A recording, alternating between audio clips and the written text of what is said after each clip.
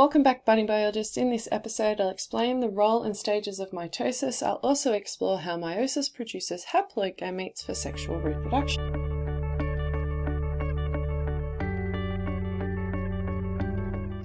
The role of meiosis is to produce gametes, which is another word for sex cells or germ cells, and they're used in sexual reproduction. Being a sex cell means that the cells require half the genetic information of the parent. So when fertilization occurs, the two halves of chromosomes create a complete set for the offspring. There's more detail on fertilization in the episodes on sexual reproduction and fertilization. Meiosis occurs in the sex organs of both plants and animals. Meiosis has two stages. The first stage is duplication and division. It's also referred to as reduction division. By this it means the number of chromosomes at the end of meiosis I is less than the number in the original cell. The second stage of meiosis is additional division, and this carries out the similar mitotic division. However, the chromosomes are split between 4 daughter cells at the end. At the end of meiosis I, the 2 daughter cells are diploid, and that means that they have 2 sets of chromosomes and can be represented as 2n.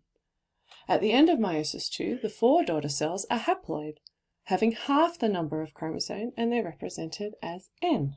Meiosis I is the first division of sister chromatids into 2 intermediate cells. Prior to meiosis I, the DNA undergoes replication, producing 2 identical sets of DNA. Remember, any mutation that occurs in DNA replication will then be carried on to the daughter cells. Very similarly to that is mitosis. The stages of meiosis I are as follows.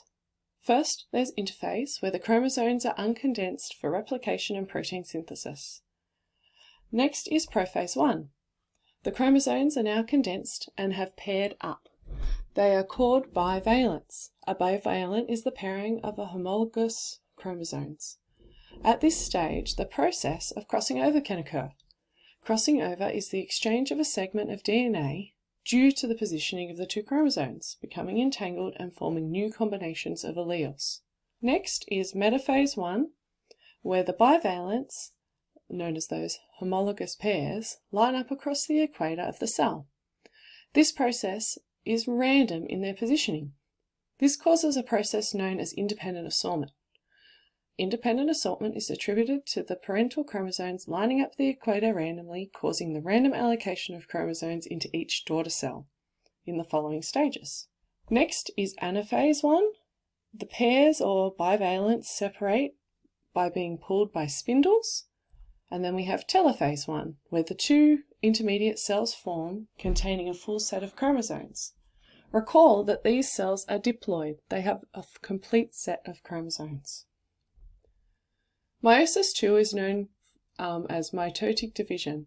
This is because the chromatids are pulled apart, but the number of chromosomes remains the same, as this allows for a large number of gametes to be produced that are haploid, haploid meaning half.